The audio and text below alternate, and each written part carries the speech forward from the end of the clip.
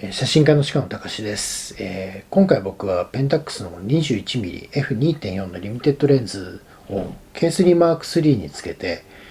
三重県の、伊勢、志摩、鳥羽を、3日間旅してきました。で僕は普段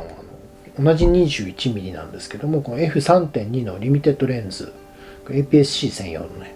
これを K3M3 につけて持ち歩くことが多くて、小さいし薄いんですけども、すごくキレッキレで写りが良くて、そこから、2.4 の中、1段ぐらい明るくなって、どういう変化があるのかなっていうのをちょっと楽しみにしながら、撮影をしてきました。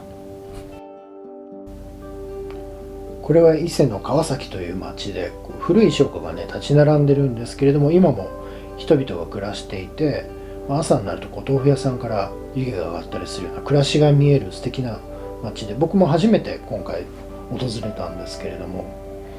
この 21mm、32mm 相当という画角って印象的な部分を切り取ったりとか、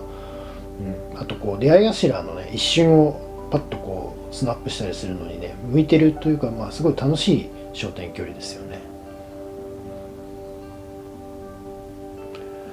で今回3日間旅をして天気に恵まれたんですけれども、このレンズすごく繊細というか、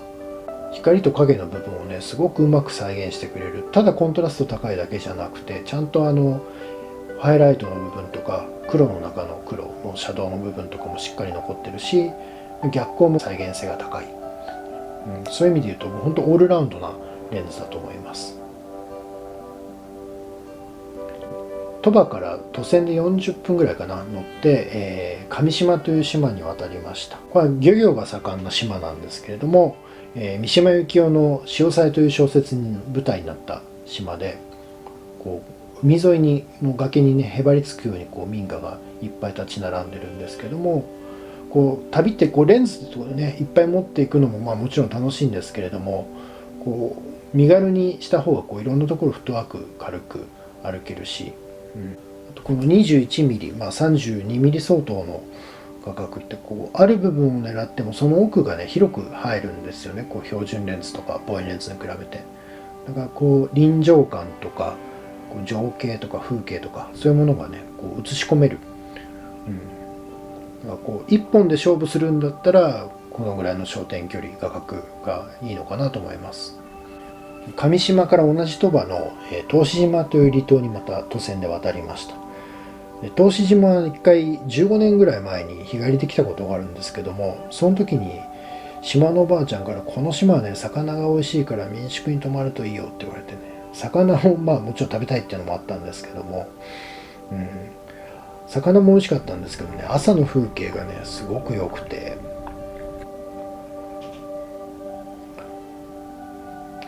あとこの島の特徴はジンジロ車っていう手押し車をね、おばあちゃんは全員持ってるし、若い女性とかおじさんも持って荷物を積んでね押してるんですよね。でこの風景がね答志島ならではのもので、ジンジロ車を押してる人を見ると声かけて撮らせてもらったんですけども、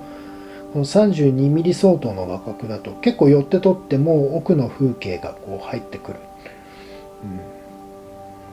でこの日はたまたま年に2回ぐらいしかないらしいんですけども、漁船の心臓にたまたまですね立ち会うことができて、で祝宴みたいなものを港でやってたんですけども、お前も飲め食えと言われて一緒にご飯をいただいたりしつつ、でもその場面も撮ったりで、やっぱこれもね 32mm だからこそだと思うんですけども、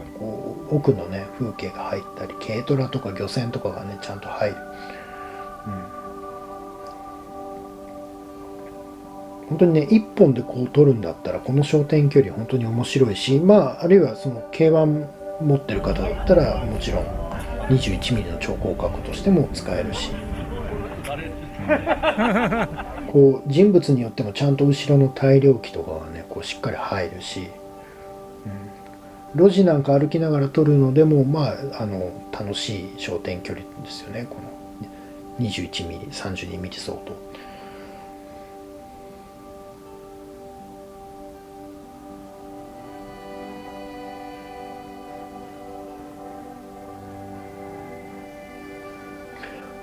僕普段からそうなんですけども、こう光と影がねいいコントラストを作ってる風景が好きで、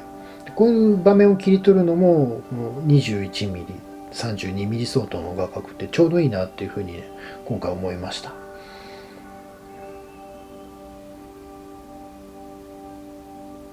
今回 21mm のフルサイズのレンズをこの APS-C の K3M3 で使ったんですけれども、32mm 相当の価格っていうのは僕が好みだっていうのもあったんですけれども、すごくこうしっくりくるというか、そうですね、今までこの 3.2 を使ってたせいもあるのかもしれないんですけど、